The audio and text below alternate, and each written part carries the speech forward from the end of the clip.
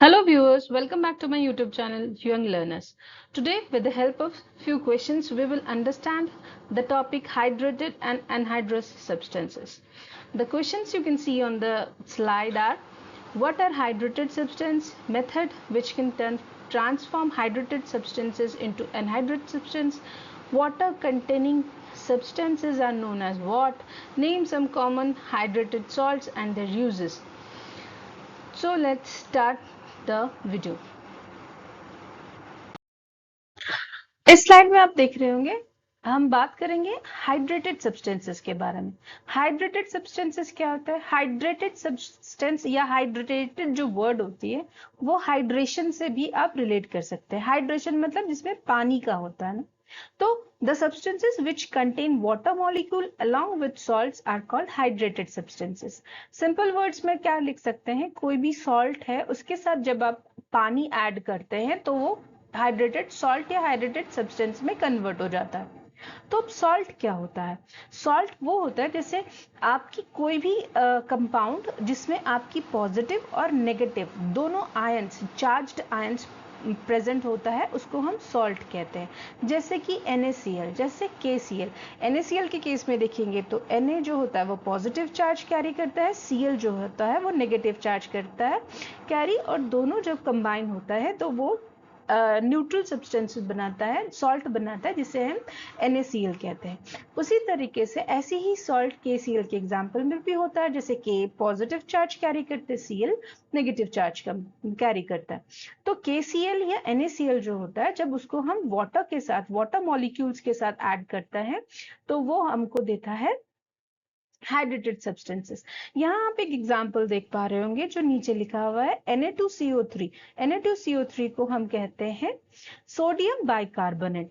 ये होता है Na2CO3, और इसको जब हम वाटर मॉलिक्यूल्स के साथ उसका रिएक्ट करवाते हैं तो वो हमको देता है Na2CO3 इंटू 10H2O। मतलब इसको हम कॉमन जो लैंग्वेज में इसको हम वॉशिंग सोडा के नाम से भी जाने जाता है, या वॉशिंग सोडा भी कहते हैं उसका। जबकि आप ये देख रहे होंगे कि Na2CO3 जो होता है उसको हम 10, यहाँ आप जो 1 2 3 4 5 6 करके यहाँ आप देख रहे हो, जैसे यहाँ 10 लिखा है, H2O के सामने 10 लिखा है, तो ये लिखने का तरीका है हाइड्रेटेड सब्सटेंसेस को। जैसे ये नीचे आप देखेंगे तो यहाँ लिखा है सॉल्ट इनटू NH2O।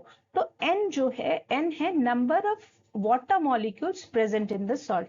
तो ये नंबर ऑफ, ये जो N है इसको हम रिप्रेजेंट करते हैं इंटीजर्स के साथ। या जो N होता है ये आपका वैरी करता है, जैसे 1 2 3 4 आप कितने भी हो सकते हैं। जैसे अगर आप 1 मॉलिक्यूल ऑफ हाइड्रोजन अगर सॉल्ट के साथ रिएक्ट करता है तो उसको हम मोनो कहेंगे, जैसे मोनोहाइड्रेट।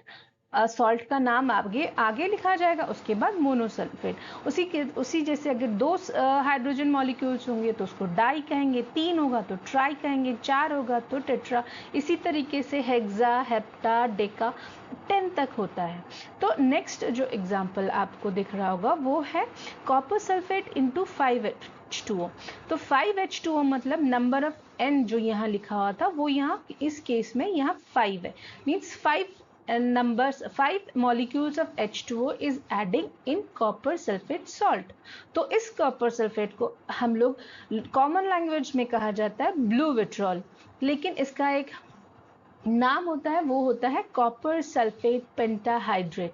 कॉपर सल्फेट सॉल्ट का होता है, नंबर ऑफ हाइड्रोजन एटम्स जो होती है जैसे 1 2 3 4 मैंने पहले बताया, तो वैसे ही इस केस में होगा पेंटाहाइड्रेट। उसी तरीके से अगर कोई और एग्जाम्पल ले लेते हैं, जैसे अगर आप ले लेते हैं FeSO4 इंटू 7H2O, तो उसका हो जाएगा, ऐसे उसका कॉमन नेम होता है ग्रीन विट्रॉल, लेकिन आप उसका जो केमिकल नेम है वो होगा ferric sulphate, iron sulphate, heptahydrate.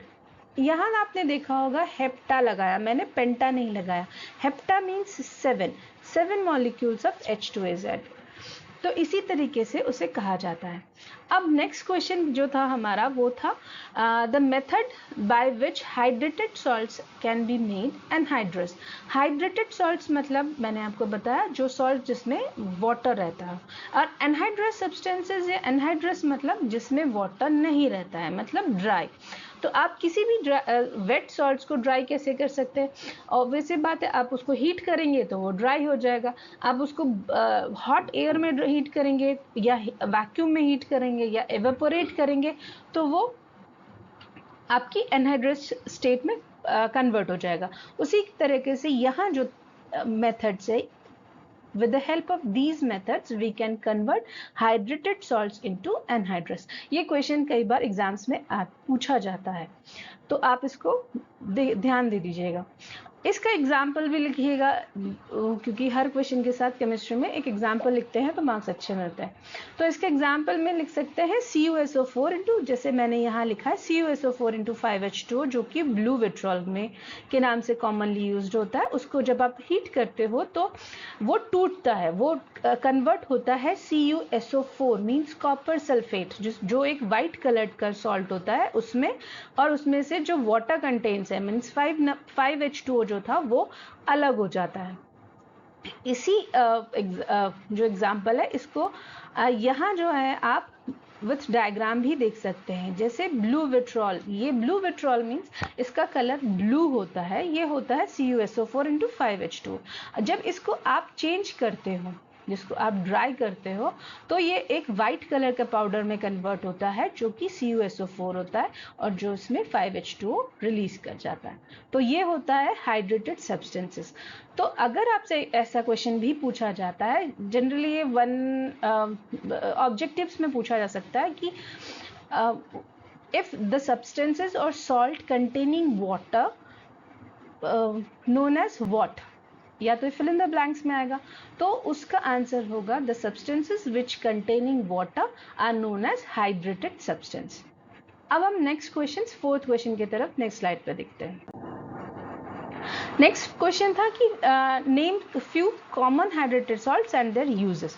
तो कॉमन हाइड्रेटेड सॉल्ट्स में आप बहुत यूजली होता है, जैसे आपको बोला जाता है इप्सम सॉल्ट। इप्सम सॉल्ट को कहा जाता है मैग्नीशियम सल्फेट हेप्टाहाइड्रेट, जो कि उसका फॉर्मूला है ये।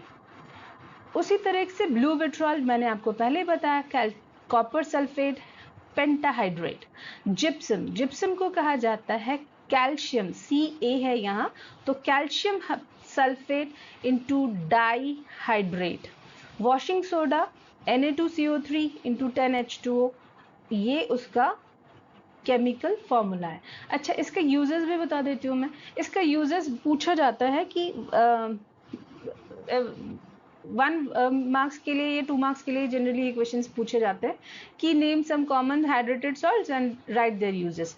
तो आप इप्सम सॉल्ट ले सकते हो, जैसे रिलीव्स पेन होता है, एलिमिनेट्स टॉक्सिक सब्सटेंसेस होता है। ब्लू विट्रॉल आपके इंसेक्टिसाइड्स या जर्मिसाइड्स में यूज होता है। जिप्सम जो होता है वो फर्टिलाइजर्स में सबसे ज्यादा यूज होता है, और ये फ्लक्सिंग एजेंट के हिसाब से भी होता है। जैसे अगर आप किसी मेटल को शोल्डरिंग वगैरह करते हो, जो शोल्डर करते हैं उसके लिए उसका जो मेटल का सरफेस होता है उसका जो मॉइस्चर निकालने के लिए तब जिप्सम सॉल्ट यूज किया जाता है। वॉशिंग सोडा तो आपको सबको पता ही है, क्लीनिंग और वॉशिंग के लिए काम यूज होता है। तो यहाँ नीचे आपके एग्जांपल्स के यहाँ कुछ डायग्राम्स है जो कि आप जिसके थ्रू आप अच्छे से समझ सकते हो। इप्सम सॉल्ट ये होता है, इसको कहते हैं ब्लू विट्रॉल क्योंकि ये ब्लू कलर का क्रिस्टल होता है। उसके बाद होता है जिप्सम, जिप्सम एक व्हाइट कलर का क्रिस्टल होता है। वॉशिंग सोडा तो आपको पता ही है व्हाइट कलर का होता है जनरली, और बाकी भी बहुत सारे होते हैं, जैसे कि जैसे ब्लू विट्रॉल होता है वैसे ही ग्रीन विट्रॉल होता है, व्हाइट विट्रॉल होता है। अगर हम ग्रीन विट्रॉल का केस लेते हैं तो ग्रीन विट्रॉल में जैसे यहाँ CuSO4 इंटू 5H2 है, उसका फॉर्मूला होता है FeSO4 इंटू 7H2। FeSO4 को कहते हैं फेरस सल्फेट या आयरन सल्फेट भी कह सकते हैं। तो आयरन सल्फेट इंटू पेंटाहाइड्रेट उसका फॉर्मूला होता है। उसी तरीके से व्हाइट विट्रॉल भी होता है जो कि ZnSO4 होता है उसमें, पर उसमें 7H2 ही होता है। Number of hydrogen molecules will be same 7H2, पर उसका पहले सॉल्ट जो है वो चेंज होता है। तो ये हो गए सम कॉमन सॉल्ट्स और उसके यूजेस। अब हम पढ़ेंगे नेक्स्ट स्लाइड की तरफ जो होगा एनहाइड्रस सॉल्ट्स। इस स्लाइड में हम लोग पढ़ रहे हैं एनहाइड्रस सब्सटेंसेस के बारे में। एनहाइड्रस सब्सटेंसेस वो होता है जिसमें वाटर मॉलिक्यूल्स प्रेजेंट नहीं होता है सॉल्ट के साथ। The salts lacking their water crystallization are known as anhydrous substances. जैसे कि पहले के अगर एग्जांपल लेते हैं, जैसे CuSO4 था, CuSO4 into 5H2O जो होगा वो हाइड्रेटेड सब्सटेंसेस में आ जाएगा, हाइड्रेटेड सॉल्ट्स में आएगा। लेकिन जब वो सूखता है या उसको ड्राई किया जाता है तो वो CuSO4 में जो बनता है उसको कहा जाता है सिर्फ कॉपर सल्फेट या एनहाइड्रस कॉपर सल्फेट, उसको एनहाइड्रस सब्सटेंसेस कहेंगे। एग्जाम्पल में भी देखेंगे तो अगर आप देखते हैं टेबल सॉल्ट, जो टेबल सॉल्ट है जिसको हम NaCl कहते हैं, तो टेबल सॉल्ट में आप देखेंगे वो ड्राई होता है, उसमें नमक में कोई पानी नहीं होता, पानी होगा तो खराब हो जाएगा, तो वो नमक जो होता है वो सूखा होता है। उसी तरीके से गैसियस HCl होता है, गैसियस HCl में जो होता है HCl का ही गैसियस फॉर्म होता है, ये इसमें लिक्विड या हाइड्रोजन वाटर प्रेजेंट नहीं होता। जैसे आपने देखा होगा कॉन्सेंट्रेटेड HCl होता है, डाइल्यूट HCl होता है, जिसमें कि वाटर मॉलिक्यूल्स प्रेजेंट होता है, लेकिन गैसियस HCl में कोई भी वाटर मॉलिक्यूल्स प्रेजेंट नहीं होता है। जनरली गैसियस HCl जो होता है ये इसका फंक्शन होता है कि ये फर्टिलाइजर्स में यूज होता है बहुत अच्छे से। उसी तरीके से KMnO4 को अगर हम देखें तो इसका अगर यूज होता है तो ये ब्लीचिंग एजेंट या डाइंग एजेंट, जो क्लोथ्स को डाई करते हैं, जो पेंटिंग्स वगैरह करते हैं उसकी, क्योंकि इसका जो कलर होता है वो पिंकिश कलर होता है, तो ये पेस्टिसाइड्स में भी यूज होता है, लेकिन इसका जो मेन होता है वो फैब्रिक्स को कलर करने में यूज होता है KMnO4 का।